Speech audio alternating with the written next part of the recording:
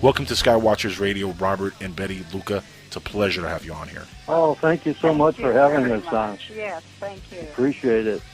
Now, that was a brief summary Short of your synopsis. story. Yeah, a summary of your story. I want you really to tell the audience listening in the details of this, because it is an amazing abduction scenario, abduction story. I think Bob should really start with what's going on. When did this start, Bob? I'm sorry, I didn't catch that. When was this first started for you folks? Okay, well, I'm going to go back even further. Actually, this all started for me in 1944. Okay, I was a child. It was during the war. I was living with my grandmother and my mom. My dad was overseas. I saw a light in the sky that came closer and closer to where I was on my swing set in the backyard. It turned out to be a craft which stopped above and to the left of my swing set. It emitted a very thin beam of white light, about the thickness of a pencil lead, which struck me in the forehead. I couldn't move. The craft, as it tilted, it had a domed glass top, and I could see what I called two little people inside at the time. Now, they gave me a message mentally, and they said they were preparing something that was going to be good for mankind, and that they had visited many, many people like myself who would meet in the future and not be fearful. That was the very first experience I had. There was residue left after the thing had left, because they stopped. It was over a Victory Garden, and for years nothing would grow there. Okay, we move up to 1967. I was on my way to the beach, a beautiful clear summer day. I go by an area known as the Trap Rock, and there's 5 men working on a railroad spur that went into that trap rock. They're looking up in the air, so I look up and I see 2 huge cylinder-shaped objects that look like brightly polished chrome reflecting sunlight. I knew they were not aircraft immediately because there were no wings, no tail section, no exhaust, and no noise. I pull my car over. I watch as from where I was, they were headed toward New Haven, Connecticut. I watched, and a few minutes went by, and 2 smaller objects dropped out of the belly, the center of these objects. One went toward New Haven, one went in the other direction. Okay. When they were out of sight, I resumed my trip to the beach. I got a couple miles down the road, very rural area, no houses. One of these craft came back. It stopped on the left-hand side of the road. It stopped several feet above the ground, and this is all conscious memory. Next thing I know, there's a blinding red light, something you could compare to like a ruby rod laser, very intense red light, and somehow I was inside that thing. I don't know actually what the process was, but I ended up inside. There were your typical gray beings inside. They had on red uniforms, and there was a lightning bolt emblem on the left chest. I was put on a table, given a physical exam of sorts. They took skin samples, nail samples. They scanned me with something like an X-ray machine. They took sperm, and not in a very pleasant manner. Next thing I know, I'm in my car. I get to the beach, which was about a half-hour ride, and 2.5 to 3 hours had passed. So for years, I never knew where that time went. 1977, 10 years later, I met Betty. So, real quick, not to cut you off before you continue. So, you had no conscious memory of that part of the abduction? I remembered everything up to the red light. Okay.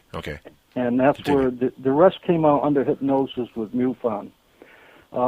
10 years later, I met Betty. Now, at the time that happened, I only told my parents and my best friend because I didn't want to end up in a mental institution. I thought Betty would be somebody I could talk to, so I had completed a trip around the country with a friend of mine, and we were coming home across the northern tier of the country, and all of a sudden we just decided at a rest area of going to Florida, which is several thousand miles out of our way. We got to Florida, meet my friend's sister-in-law who lived there. She told me about a woman she worked with that had had a UFO experience. Mm-hmm. So I said, I have to talk to her because I've kept this inside for so long. And it bothered me that part of my life was missing.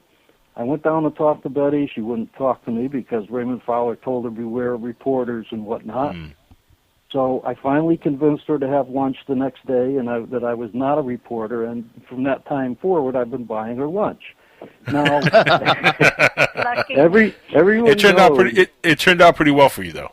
Yeah, it did. Now, a lot of people are aware of her story, but what happened was, once the first book came out which was almost totally about her experiences, the government unleashed on us. And when I say unleashed, we had 3 or 4 IRS audits in a row. Our telephone was tapped. Black unmarked helicopters overflew our house on a regular basis, and they showed up anywhere we went. They knew where we were. It didn't matter if we were in New Hampshire, Connecticut, Florida. They would show up.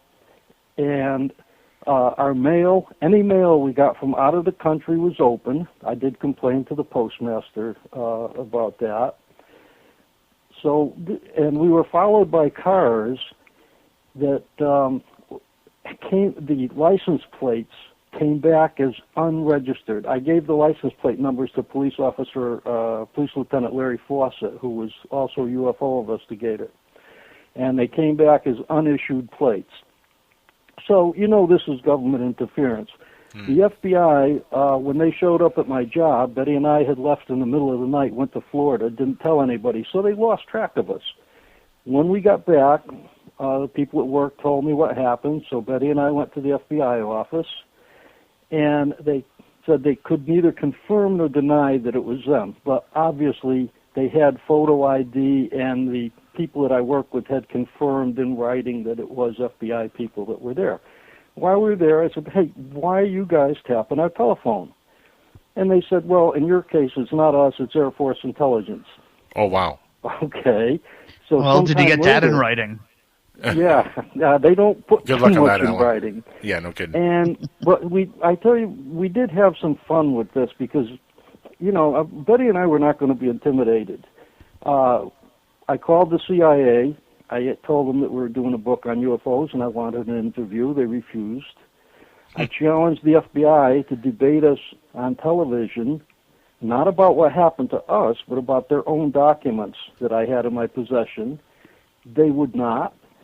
The administrator of NASA literally ran out of his office on us when we appeared there and asked for an interview because we were doing a book. And we were told at the guard station to walk down to where his office was, which was quite a walk from where we were. We got there, and he was in. We got there. We were told we would be granted an interview. We were met at the door by a visibly nervous secretary who said he was no longer in. I had called the Pentagon many times to try to find out whose helicopters were overflying our house. What answers would they give you? I mean, it kept happening over and over again. Finally, they told me nobody there would talk to me. Now, the thing is, I recorded all these conversations. I still have them to this day on tape. But we had a little fun with this because these helicopters that would come over so low. I mean, the windows in the house would vibrate. Some of the neighbors actually documented the times of the flights and all.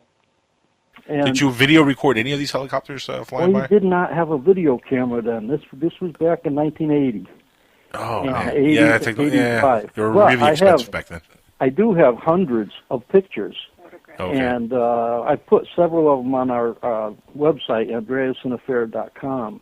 And also people can see the documents there, the conversations I've had with the government. What they did, I actually caught the United States Navy Space Weapons Division hacking into my computer. 48 hours later, the Army hacked into my computer. I had been a computer technician for Gateway. I had very good security, and I caught them red-handed, so to speak, with their hand in the cookie jar. So I wrote to the Navy and the Army, asked them why they were hacking my computer. I got a response from the Army Inspector General admitting that these were, in fact, Department of Defense computers, one belonging to the Navy, the other to the Army. Said they do an investigation, and they never did. So I filed Freedom of Information Act request to get the information. How did you track their IP address? That's how you got them?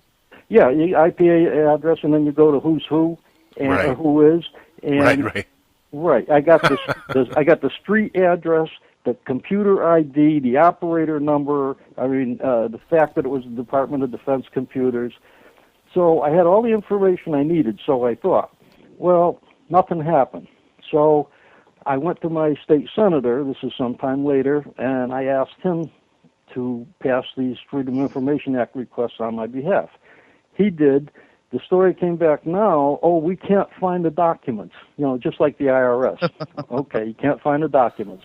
So then I went to the United States Attorney General, and I said, this is a crime. I want this investigated by your office. And they wrote me back and, this is a federal crime, so it has to be investigated by the FBI. So I just recently wrote the FBI, and I haven't heard anything yet. I sent them, of course, all the mail I send to these people, I send certified with a return receipt. So we're waiting to hear, if the FBI is going to do anything, because it's a federal crime. I have an admission from the Department of Defense that it was their computers. Now, did you get the ranking officer who spoke to you and his name and rank and everything? Oh yeah, it was the Inspector General. Oh wow, yeah. That's and it's a signed document. So, no problem there. But as I started to tell you, Betty and I we weren't going to be beat down and ridiculed and stuff like that. So one of the things that happened when we lived in Cheshire, I had a friend that was in the military, and he built me an exact replica of a surface-to-air missile. So okay. We're going to have a little fun with these guys. Now, I had flown over the house myself. At that time, I was taking lessons for my pilot's license, so I knew what they could see. And little time passed, and sure enough, here we hear the typical blades of a Huey UH-1 helicopter coming from the north side of our house. Well, I knew he was low, and I knew how long it would be before he could see into the backyard. So we took this missile out, and we set it up on a cement pad in the back, and it was an exact replica. That guy came over, cleared the roof, and all of a sudden we were looking, that helicopter pulled into a very sharp right-hand turn, an evasive maneuver. I mean, I thought he was going to pull the blades off the thing. So he was looking at our yard, there's no doubt now. And I told Betty, I said, I bet you this guy's headed back for a shower and a change of clothing. Definitely change of drawers. Yeah, but hang on. How many people happen to just by chance have a surface-to-air missile lying around in their backyard? I mean, there's only so many things you can buy on eBay. I mean, come on, really? Maybe that's why they're watching. Well, the other thing that made them nervous was when I looked at them through the scope of my 30-06. They also didn't like that too much. Now, I have nothing against the guys that are flying these helicopters because they're doing what they were ordered to. Right, doing their job. I used to give them a single finger wave when they went over, things like that, but just to let them know that, I knew what they were up to. But on some occasions, one time we were up in Massachusetts on Route 2, very rural area. Two of them came up from a field and passed over the front of my car at like 50 feet. And if you don't think that's intimidating, it is. Now, that's scary more than anything else. It is. Well, there's no doubt this was for intimidation because Betty and I were doing a lecture in Phoenix, Arizona, and a man, obviously military, approached me during a break. And he had, crew cut, short hair, shirt straight, button straight down the front to the center of his belt buckle, sharply creased pants, highly polished black shoes. And he said to me, we're only sending the helicopters so we don't have to hurt you. But, okay, thank you. On another occasion, Betty and I were... you're just going to give me a heart attack from all the helicopters? Because that's scary in itself. Well, I'm too stupid to get scared. What can I tell you? Betty and I were at MIT doing a lecture there, and Dr. J. Allen Hynek, who was the spokesman for Project Blue Book before he left and opened the Center for UFO Studies, rushed over to Betty during a break, didn't have a conversation with her, but told her right out, he said, stick to philosophy and leave the military out of this. So that was another warning. And then we had some kooky phone calls, people threaten to beat you, stuff like that. I recorded those too, but that never bothered us. But anyway, what brought this all about was Betty is an excellent amateur artist. When she did the hypnosis for MUFON and all, she had seen the inside of the craft. She had seen the propulsion system, and she drew the propulsion system and also diagrams of everything that she did see and experience. Yeah, right. Actually, I want to interject here for a second, because Betty's story is a little bit different from your story, Robert. And the type of beings that you saw, Betty, were, in fact, one was described as beings of light, correct? Yeah. Well, yeah, I saw that too, as well as she did. But when the tall beings, the ones you mentioned in the beginning, when they told me you do not die, the elders. That was an experience when both of us were taken together out of our home. But I'm going to let Betty tell you how this started in 1967, which was her main adult encounter, and that's what got the ball rolling, because that's what the book was about in the beginning. Yeah, that was the Andreas affair. It's out there right now for people to look into it. They may be able to purchase it or go to the library. They may have them there. But it was in 1967, and what happened was my ex-husband had an accident. He was in the hospital, and my mother and father came to stay with me to help out with my 7 children and I. And it was evening, and we were all sitting in the living room when suddenly the television went off, the lights went out, and we saw a reddish-orange light coming through the pantry window. And immediately my father and I thought, uh-oh, either the police or the fire department were out there. So unknown to me, my father had rushed past me and gone into the pantry area. And the thing is, the pantry area was a little bit separated. There was a half wall there. So I couldn't actually see where he was, but he was at that wall, at the window, looking out to the side. And actually, he was the first to see the beings coming down the hill. And he described them as if they were children dressed up in costumes, Moon Man costumes, hopping down the hill.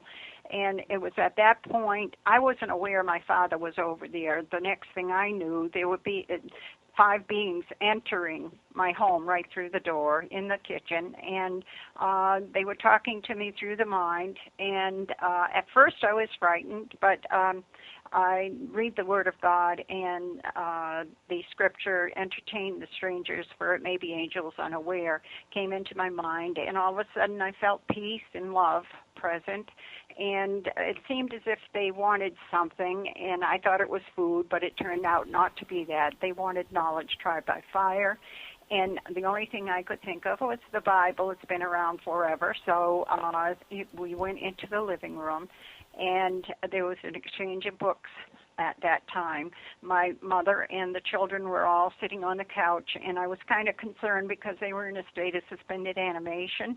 The being who said his name was Quasga raised my daughter Becky out of that suspended state. She couldn't move very much, but she did see what was going on, because I handed him the Bible, and in turn he put his hand over it, and 3 other smaller Bibles or books appeared. He passed them to the 3 that were beside him.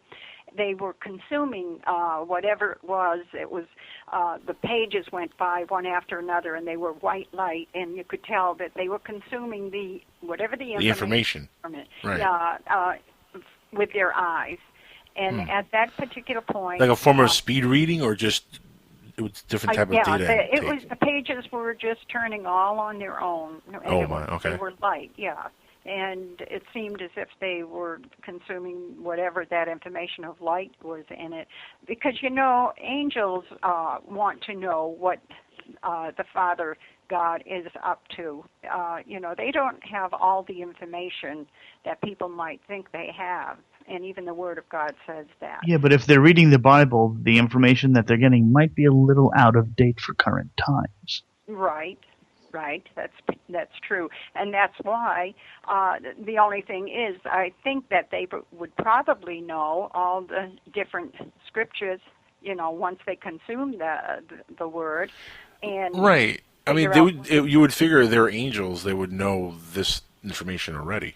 Right. Well, no, there are different levels of angels, and these were like gray watchers, the watchers, and I'll explain what they looked like. They had large bulbous heads with dark black eyes, and they wore a suit, a blue suit, and had a belt and a sash across its chest, and there was an emblem on one of the arms. It looked like a bird, and they wore boots. But that's what they looked like. Why I felt they were angels is because of the scripture that went into my mind, and I know that God was watching over me and my family anyway, and believe it today. And so anyways, what happened was there was exchange of I passed the Bibles to him, and he passed them to the three with him. And then he had a thin blue book that he passed me, and he said it was an initiation, and that I was supposed to look at all the pages and grasp as much information as I possibly could from it. There was strange writings, and there were drawings of pictures of, I think part of the craft was also involved there. But anyways, that's what had happened. After that, I put the book down on the counter, and we left the living room. My daughter was put back in a state of suspended animation with the rest of my family. We went into the kitchen, and we went out the door, right through the wooden door. We did not open it, just went right through, and we went around to the side, and there was the craft in the back, just sitting there. And the leader, Quasgar, just waved his hand, and underneath became transparent, or the shell became transparent, and I could see what the craft looked like. There were the huge crystal balls on the end with these metal armatures with a crystal ball on top and a crystal wheel that went around a tube. And they had told me also when I was aboard the craft that they used mercury and a gel in order to for their flight. And today I believe there is something like that being done. Yeah, they're experimenting with rotating liquid mercury in an enclosed tube at high RPMs, like around 50, 60,000 RPM, and supposedly it negates about 89% of the effect of gravity. I've heard that theory as well, and I don't know if there's some truth to it or not, but high speed, using the mercury fluid at a high speed. I've heard of that before. Well, the strange thing is just recently my daughter was wondering about the old house in South Ashburnham where the cellar door was located outside. Both her and her brother were talking about it. And after she continued to talk about as they were kids, and they found mercury over in by the cement wall that was attached to the regular garage, and they were playing with it. She said they were swishing it back and forth in their hands. When I heard of that, I thought, oh my word, being poisoned, But the children were all right. She spoke to her brothers and sisters, and they also remembered doing the same thing. So how that ever got there, I don't know, unless the craft had hovered over there because it was dark in that area, had hovered there until something either leaked or they released some of that mercury. I don't know, but it's a strange place to find mercury anyway. Yeah, no kidding. And so it was only a short distance to very short distance to where the house was in the backyard where the craft landed. There's one thing I'd like to interject here, too. Ben Rich, who was the head of Skunk Works, where some of our most exotic weapons and aircraft come from, said before he retired, he made a statement that we have the technology today to bring E.T. home. And when you look at that, along with statements made by Herman Oberth, who was the head of the Nazi rocket program, when after the war he was asked how they had such advanced technology, he publicly stated that, he said, we had help. And when they said help from who, he said help from the people from other worlds. And then you got people like Warner von Braun, Gordon Cooper, President Carter, President Reagan. I mean, the technology available right now is far beyond what the average public is aware of, and a lot of it did come from UFO craft that have been back engineered. It's just that the government is not going to tell us because the people in power want to stay in power. And if tomorrow we didn't need oil anymore or the electric company anymore, it would be a problem for them, those that are in power. Do you really think that is the main reason? I think there's even more sinister reasons than just the free energy. Sinister, yeah. Let me give you a quick example. When I was in Florida, I worked for a company. I was a hydrogen fuel cell research technician. This company developed a unit you could put in your home, and it made heat, hot water, and electricity. It was ready to go into production. It had been thoroughly tested. Okay? Along comes the oil companies, and boom, we all get a mass layoff and have to sign confidentiality agreements. Now, the interesting thing is, this was in 2001 or the beginning of 2002. You cannot find those anywhere in the United States, but there are over 100,000 similar units in use right now in Japan that have been produced by a Japanese company that are very similar to what we were working on. Now, if everybody put those in their home and you didn't need to buy oil anymore to heat your house in the winter and you could disconnect from the power companies, a lot of people would be out of money and power. And that's definitely true. Yeah, that's true. That's just a small example. So you can imagine if we got the kind of power or energy that the UFOs are using, those that are in power today wouldn't be in power tomorrow. Yeah, but you'd figure wishful thinking.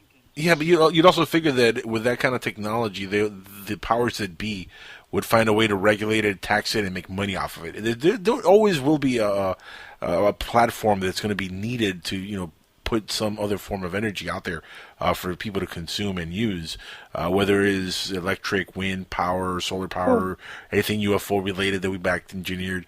There still has to be a platform set up by individuals to make that accessible for the rest of the planet. So I'm pretty sure they'll figure out a way to make money off of it. I mean, this is the United States government. We make money off of water. Like, think about this, for example. Somebody had a bright idea 30, 40 years ago, whatever it was, 30 years ago, to put water in a bottle and sell it. I mean, the most abundant resource on the planet. I got to interrupt you on that one. I'm sorry. I just read an article not 2 days ago talking about California's water shortages. But the Nestle plant that bottles the water for the Nestle branded products, do you know that they only pay for every 430 gallons 67 cents? I believe it, and then they charge you $1. Oh, boy. And then they charge you $1, not per gallon, but for a little bottle of water. Exactly. It's a huge industry, but the point is that somebody had that bright idea. Let's charge them for water, the number one resource on the planet that it's free. Let's charge it for them. Do you know what the two most expensive liquids are on the planet? What's that? Honey, by the gallon. Oh, by the gallon, yeah. And water. Those are the two most expensive liquids in the world. And the water is going to get more expensive as time goes it's going to be water. The next major war is going to be over water. Has to be. Yeah. I can see believe that happening. Yeah. But the other thing is, though, if somebody developed what Tesla had in mind, where you can't meter it, that would kind of mess them up a bit. Well, actually, they are working on similar technology to what Tesla was working on at the end there. You know, wireless power, which is basically wireless electricity, is what he was working on. There are companies working on that still today. Obviously, it's hard technology to master, but there are now phones that you could wirelessly charge them. So, I mean, the technology is almost there. Right. Well, that no, far don't off. forget you can wirelessly charge them, but you got to put it on the transfer plate. That's right, smack. Right, but there's no wires. You're still charging a different form. So I mean, the technology is getting there. That's the point.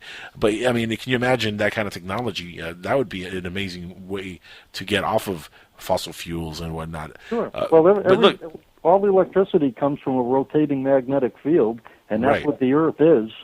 Yeah. So Right. we just have to figure out how to tap it. that's basic. That's the basic gist of it. Yeah, no, that's it right there.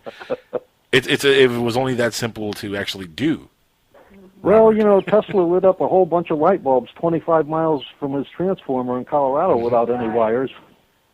It's a shame the way Tesla ended, considering the fact that we have everything we have today, in part thanks to Tesla. Absolutely. I Absolutely. mean, if it wasn't for him, electricity wouldn't be here, lights wouldn't be here, the internet would never exist. You know, Yeah. a lot of these things that we take for granted is all thanks to him. He's really I think, the greatest inventor that ever lived. Yes. To be honest. Yeah. Well, getting back to what I didn't mean to interrupt her, Betty. I was just trying to bring forth what would happen if that technology. And as I said, she had drawn everything she saw, even the propulsion system. And one other thing I'll mention here, one of our residences was broken into when we were gone, and there was inside some cash, computers, cameras, firearms. All that was taken was some drawings of the internal part of the craft that she had drawn. And I had to call the state police because we were in a rural area, and they filled out a report. I told the trooper that we were heavily involved in the UFO phenomena, that I believed it was a government agency. And he said, look, if I find anything out, I will tell you no matter what. They never called, huh? No, a week later I went down to his office, and he had been transferred, and the person that was there, the trooper that replaced him, said he didn't know where he'd been transferred to. Which happens often. And that also happened to me with an FAA agent that drove all the way down from Boston to our home to look into the black helicopter situation. He got transferred between the weekend and Tuesday. So Wow. So if anything happens to me and Alan here, we know why. yeah, there you go. Since we had Robert and Betty on the show. Listen, we got to hit Coach, it commercial was break great here. knowing you. You'll see me on another show at another time slot with someone else and a totally different name. That's right, Hooks. Yes, and I'll be somewhere in a cave just screaming and crying when Well- Little Grays are trying to get me. Hey, they got bunker busters to find you Yeah, there. you do believe that they're now tapping your computers and all sorts of stuff. As I mentioned off air, how much do you think this would kind of connect to the Mirage Men movie and what was happening with Paul Benowitz and Richard Doughty? I know there was, your case spanned, so many years that everyone right through that era also. Do you think there's an exercise by the government to they wanna go after and harass a bunch of people like yourselves and Paul Benowitz? Oh, they want to harass people. They want to ridicule you. But the difference is we don't bend to that stuff because we started to investigate the government. And as I said, the CIA backed down from an interview with us. The FBI refused to do a TV show with us on their own documents, and they didn't like that. And then one of the helicopters that I took a photo of over our house, I sent it to Kodak, and I had it blown up to 20 by 40. I didn't get it back. I sent it to Kodak in Boston. I got it back 6 weeks later with a Washington, D.C. postmark, and I put it on network television, and the flight stopped for about between 7 to 10 days. But then they resumed again. So, see, they don't like it when you push back. You're supposed to just lay down for them and let it go. But that's not our nature, fortunately, or unfortunately for them. And I think also the government had something involved with movie rights because we were approached by a number of people wanting to do the movie. However, Universal. Universal Studio had bought the rights to it, and they shelved it. And now they're saying they want $1 million. Yeah, to buy the rights back. Wow, are you serious? What? So they want you to pay them $1 million? They invested about $200,000 or so to buy it, and now they want $1 million to purchase it back when it's been sitting on their shelf dormant for 30 years or whatever. So hold on. So you don't even have the right to make the film because they bought the rights. Right. Yeah, and they think they own all the rest of the books because they're calling them characters. Wow. There's 5 books out there. Right now, Bob and I are writing a book together, and because after the 5 books, I've had another experience with the one. And I figure, well, the world must want to know about the information because what was told to me, I've chosen you to show the world. And so I feel obligated to get that information out. And Bob and I really don't have all that much to say, but so what we figured we'll do, we'll tell a little bit about our life and a little summary of each encounter we have had. And that is how the book will be. And we've named it Lifting the Veil. That's a great name. Thank you. That is a great name. It reminds me of Art Bell back in the 90s when he would talk about the veil dropping in this entire field and the paranormal in general. Lifting the veil. Mm-hmm. Sounds good. I like that. I like it. It's terrible that you don't have the rights to make the film yourselves or find your own studio. That's horrible. But look, following what happened to Travis Walton in his film, maybe it's a good thing because Hollywood tends to butcher reality when they make these movies. Mm-hmm. Oh yeah, absolutely. And if one was ever done, we would want it done accurately, because the story itself, there's just so much to it. People have a right to know that this stuff is going on. Yeah. And one of the reasons that we're doing what we're doing is because a lot of people are fearful if they have an experience, or they're afraid to talk about it because the government has done what it's done. So we would just like people to know, don't feel afraid, don't feel alone. You're not crazy if you have one of these experiences. Right. So that they'll know that they have someone to look, another story to look at, or other people are having these things happen. So that they don't have to be so worried about it. Now, Robert, I'm being asked here on Facebook if you or Betty have ever taken polygraph tests like Travis has before the to book confirm was ever, this. Before the book was ever done, Betty was subjected to PSC stress evaluation test, psychological evaluation, psychiatric evaluation, background investigations, all of that. A whole bunch of stuff. And how did what was the results in some of these? Did you get any inconclusive results, or no, was it passing? No, it was all positive. Matter of fact, the psychiatrist came to visit us, I think a couple years after the initial exam. He was in the area, so he wanted to stop in at our house and visit. He came down, we met him about 9 o'clock at night, and he ended up staying till 5:30 in the morning. And while he said he would trust Betty as much as he would trust the president with what she was saying. And the other thing, while he was there, fortunately, he himself witnessed a couple of paranormal occurrences. While we were in the living room, about 11:30, 12, or midnight, there was a very loud crash in the kitchen. Now, there was just the 3 of us in the house. We all went out to look. There was nothing moved, nothing disturbed, and so that's something he witnessed himself. Then when he was going home in the morning, we were standing out in the yard. It was about 5:30, 5:45. It was just starting to get light, and there was a huge cigar-shaped cloud that stopped in the area of our house, almost over it. It had to be, judging by the length of a drag strip, I'd say close to a quarter mile long, and it was very thick in the center, and toward the edges, like cloud. You could see through stars just a little bit through the edges. With the mist. So we were standing there talking, and finally he looked at me. He said, "Did you see that?" I said, "Yeah, but I wasn't going to say anything until you saw it first."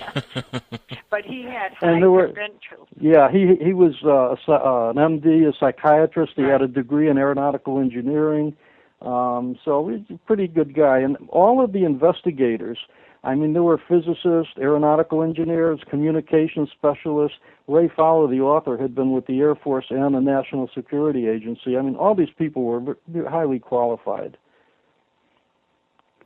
So we don't have any problem answering questions on anything. No, the fact that they're highly qualified individuals, I mean, that I can't, again, this lends to the credibility of the case. I mean, this has to be something you could use to show credibility. Could people access some of the data that was, collected in some of the investigations with you guys? Well, is that all stuff in the books, or? There's quite a bit of it in the books. All the different questions that were asked and the answers that came forward. There was so much information over a period of years. There's 5 different books that Ray Fowler did, and the investigation lasted for years. The police officer, Larry Fawcett, he came into the case believing that we were putting forth a hoax. And he told Ray Fowler, he says, if I detect that this is a hoax, he says, I'm going to make it public. So he would question us. He'd stop at the house and visit. He'd call up at all hours, and he'd question, and finally he figured out for himself, well, everything's consistent. And after a couple of years, he said, this is genuine. This happened. He couldn't break anything in the story or the consistency. Right. There was also some supporting evidence, like I mentioned, where the thing took place when I was a child. There's an area in that Victory Garden would never grow again. Now, that coupled with when I was interviewed by MUFON, they brought in a psychic that was well known that had... Wait a minute. MUFON brought in a psychic? Yeah, the investigators. It could happen. Okay. The woman, this is a very credible person. She worked for the government to try to track Soviet submarines. Now, remember, we're going back to the 80s. She worked with the state and local police on some cases. She does psychometry. No, she was a psychic, or was she like a remote viewer type of psychic? No, she's a psychic. Okay, hardcore psychic. She does psychometry. From my jackknife, now this is the first time I ever met this woman. She repeated the whole scenario as it happened when I was 5 years old. Wow. Not only that, she said, I see pipes and vines by a garage, and I thought, well, she's off on some things because there's no pipes or vines there. Later on, when I had talked to my own mother, she said, oh, yeah, your grandfather had put up a pipe arbor, and there were grapevines out there. I didn't even know that. So, I mean, that's a little more confirmation for me. That's pretty good details, yeah. That's pretty good detail. And there were things that affected we haven't even got into. When we had an incident in our car where the compass, the car was parked facing due north. We had an experience that happened during the night. In the morning, the compass was pointing almost east, and the digital clock, which was set by the radio the day before, had gained 20 minutes. Now, electrical engineers I talked to said this can't happen, and said possibly by some type of electromagnetic pulse. On another occasion, Betty had an experience during the day where we were. There were 2 huge maple trees behind the RV. We were at a campground. Hanging over. And the leaves on the top of those maple trees had turned brown, but the bottom was still green. And we were able to get 2 electrical engineers to come in and take a look and get their thoughts. Also, the water pump in that RV had burned out, even though we were on campground water, and I had the switch taped in the off position so no one could hit it accidentally. It actually burned out the pump and melted the wires going to it. So there were different physical things that happened as well, and many of these things were witnessed by the investigators, by neighbors, by family. I mean, it's not just us saying these things are happening. Right. Collaborative witnesses. Here's a question for you. At the end of the day, what is a conclusion that the 2 of you are coming up with as to why this is happening to you? Have you given a solid reason why this keeps happening? The abduction scenario itself, the abduction. Well, first off, it runs in family lines. Now, in Which my I've heard case, many times, yes. in my case, my mother remembered seeing the inside of a craft, but she would never undergo hypnosis. She was scared to death of it. And I believe Betty's mother also had an experience with some strange And beings. she was scared to death of it. And I think because of what we saw or experienced or were told by these beings, this is why the government got so heavily involved. I'll tell you, I would love to have the money that the government spent keeping us under surveillance. It would be beautiful. We'd build a huge house and a pool No and all kidding. kinds of stuff. You know how many homeless people could be fed and clothed and sheltered with that kind of money? Oh, jeez. Wonderful. Unbelievable. You can cure diseases and the probably thing with is, that kind of money. if they had come to us like human beings and said, "Look, we're interested in what you saw," and or whatever, we would have sat down, talked to them, told them the whole bit. Which begs the question: Why do you think that is the case? Why do you think they didn't do that? Well, because they've been saying for years that they don't investigate the phenomenon, and that there's nothing to it, and it presents no threat to national security. So, now Yeah, but you're an individual. You and Betty are two individuals. If the government comes to you on a peaceful way and tell you, look, you got to keep this secret, but we're very interested in your case. We want to know more. We want to try to help. And they do it in that way. I mean, you're not going to go blabbering to the media. You're going to take it seriously. Fine with it. But you got two Right. words there that don't go together. It's government and help. That's true. That's where the That is true. problem is. I saw that Yes. one coming, folks. Yeah, I kind of walked right into that one. And we've learned from experience that just, as nice as it sounds, it just doesn't happen. It's a great fairy tale, right? Like Santa Claus. Yeah. Yeah, look at Obamacare. That's great help. Oh, my gosh. Oh. Do Okay, we now, really? President. Listen. We got 15 Let's minutes just left. look We at don't our want to go on that conversation there. No, we don't know. What do you think the aliens think of Obamacare? I don't know. I know that one thing they told Betty was that mankind is going in the wrong direction. Yeah. Now, And it's I better could've told you that to one, lose actually. some than to lose all. you know that Betty was a student of the Bible for years. Mm-hmm. I was Devout Christian, right? I was totally opposite. All I wanted to do when I was younger is raise hell, build race cars, and things like that. That's how we got behind some of the cars that were chasing us and got the license plate numbers. But Really, I thought you were running moonshine, but okay.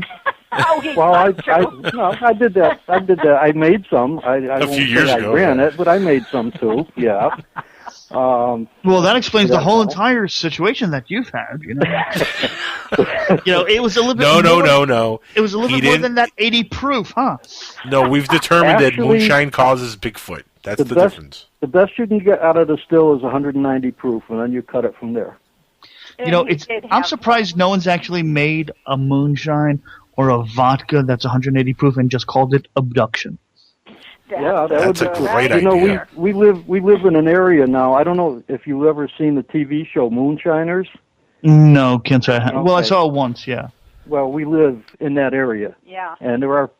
As a matter of fact, some property we purchased a couple years Yeah. ago. Cat. I gave a police officer permission to hunt there, and he said, I asked him, "You want a map?" Oh no, he says, "I know the place." He says, "We just knocked off a still before you bought the place." It's like Okay. that show. It's like, hey Bubba, look over there. There's a police officer looking for us, but he can't find us, even though this giant crew of filmmakers with the lights and everything to shine on, so they could actually get on my good side. They can't see us. Yeah, exactly. That's like that Miami towing company. That Miami towing company show where you have all the irate customers coming in. How dare you you lifted my Lamborghini, you took my and I'm like, oh God, really? Yeah. It never happens Well, like that. it gets a lot of viewers, so it works Yeah. for them. All there's- for the power of ratings. Yeah, Yeah, no kidding. exactly. But there are still a lot of stills in operation around the area where we live here. Yeah. But we don't All right, talk Robert, about Marty. that. Real quick, not to segue, but real quick, I wanted to ask you this. Being that you've been talking about this for a long time, and you've really have experienced a lot in the last 30, 40, 50 years.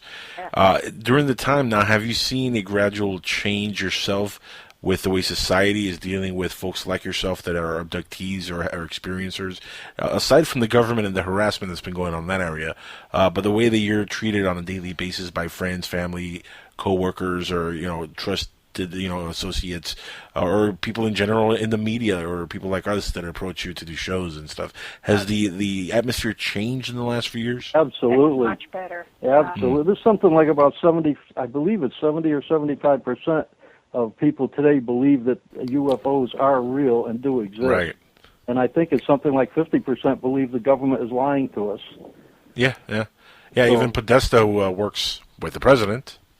Believes in UFOs. Right. Yeah. But years ago, like I said, when that first happened to me, I didn't tell anybody because I was worried that I'd get maybe put in an institution or sent to a psychiatrist or who knows.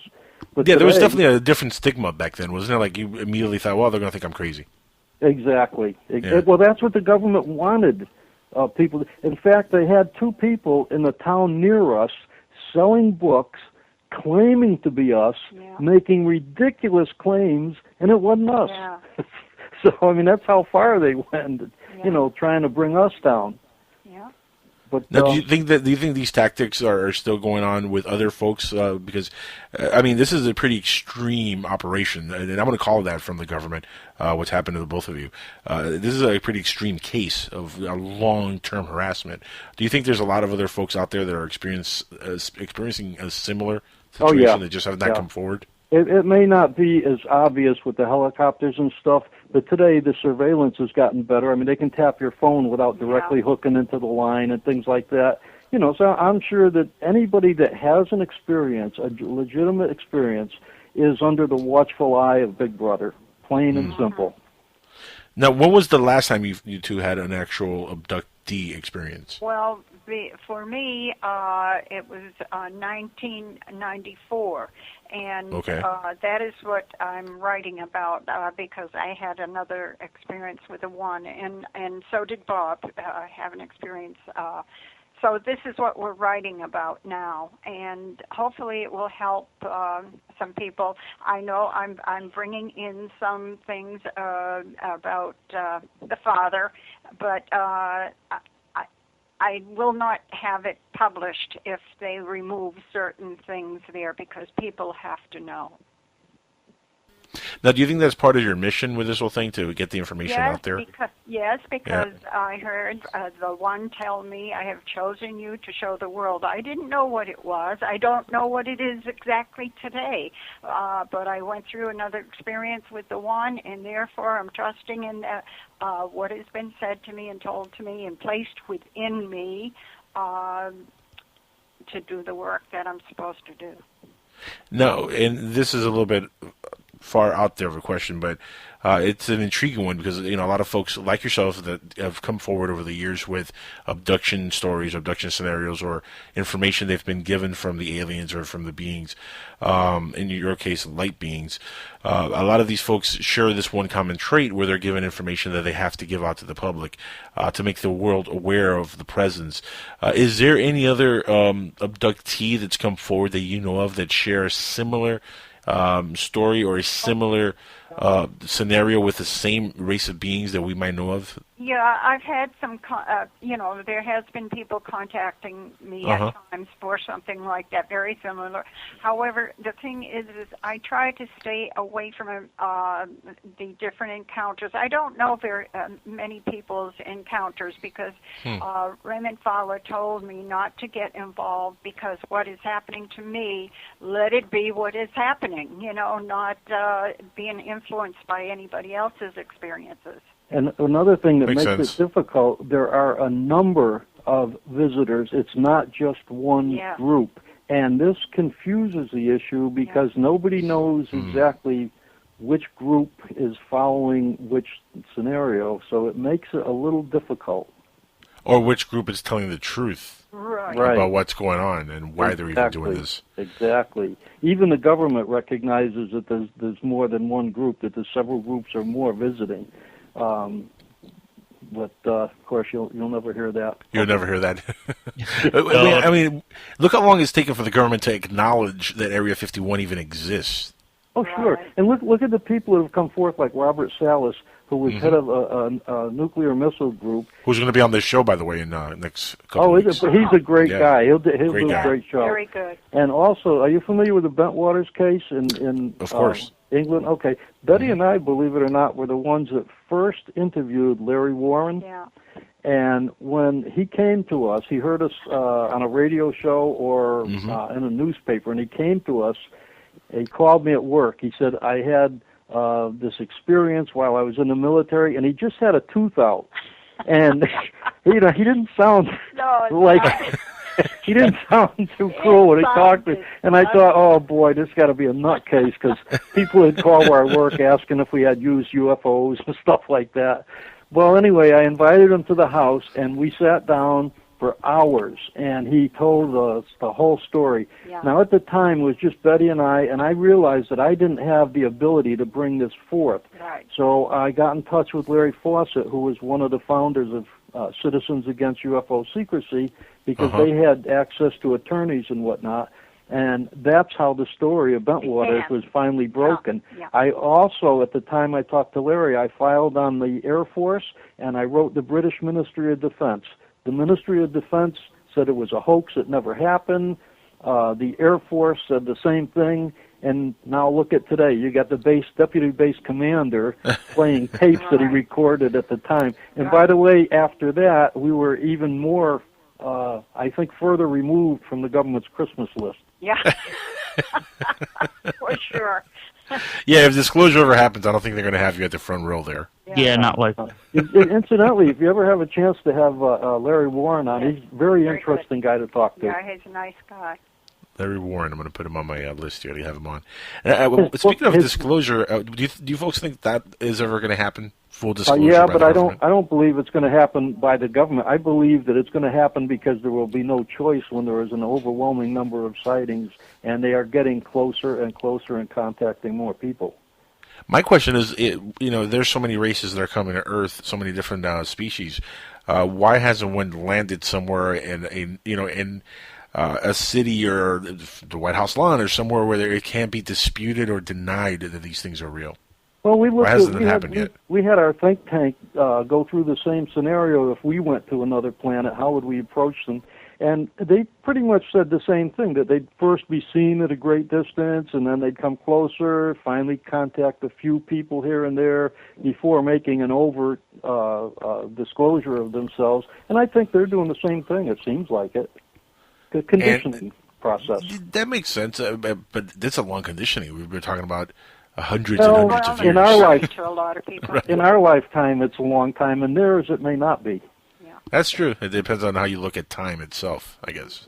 It's Yeah, relative to the species. They have a totally different perspective of time than what we do. They can actually aren't on linear time like we are, because they can go back and forth in time, something we theoretically can accomplish but have not as yet. Well, we're talking about the light beings, correct? Well, no, these are the grays. The gray now, beings, okay. The grays, The Watchers. as one of my abduction experiences in '67, one of those gray beings passed by me when I was on that table and literally turned to a being of light as he passed me. That freaked me out more than anything else that I saw in that place. What do you think? How do you think that happened? I mean, do you think that they have some ability to travel through space and time by becoming light beings, and then they can manifest back as grays? Well, they could be from another dimension. You know, people, like when Betty said that she was taken through the door, a lot of people, well, how can that be? If you take a nail, a common nail, and apply ultra-high frequency sound to it, you can put it through a glass without cracking the glass. It's a vibratory rate. So, you know, if they come from a different dimension, I'm sure they can manipulate their vibratory rate. Everything, as you know, is made up of atoms, and the spaces between atoms, so nothing is solid. That's very true. It all depends how you look at it and how advanced their technology is. It's sure better than ours. Well, you would hope so. They come from another galaxy somewhere. How much validity do you put to what we were talking about here before we had you on the show, where we read a story of, how hostile they could be if we do make contact with a race of beings? And do you think they might be here to eat us at all? Because, I mean, that's something that we talked about also, that what if we're their lunch sometime? And well, Betty was told that there is one race that is hostile to man, but the other races will keep them at bay. Oh, okay, good. So we have good aliens and we have the bad aliens. Well, Larry Fawcett Makes sense. had actually one of the reports he had was of UFOs that were in an area when a different type of craft approached and literally drove them off. And this is on record in his files. Larry, unfortunately, has passed away, but he was a police lieutenant and a very thorough investigator. And there are cases of UFOs engaging in battle with each other. Huh. And that's been way back, evidently. Fascinating. So that has been going on. Fascinating. Listen, we're almost out of time. We're running short here. Please give the audience your website again and how to get the books and how to contact you if they want to, book you for a show. Oh, glad to. The website is theandreasenaffair.com. The book that's been reprinted is available from Amazon.com. And on our website, on the home page, you will find Raymond Fowler, the author. Any of the other 5 books are available from Raymond. He has copies of the back issues. And as far as contacting for shows or anything, that's right on the media area of our website. Robert, Excellent. Betty, you're fascinating individuals, and I'd love to have you both on. And hopefully we can have you back on in the future and talk some more. Thank you so much. You guys are a lot of fun to talk to. Yeah. Believe me, we enjoy doing Thank your you. show. It's It was been a lot awesome. of fun, really.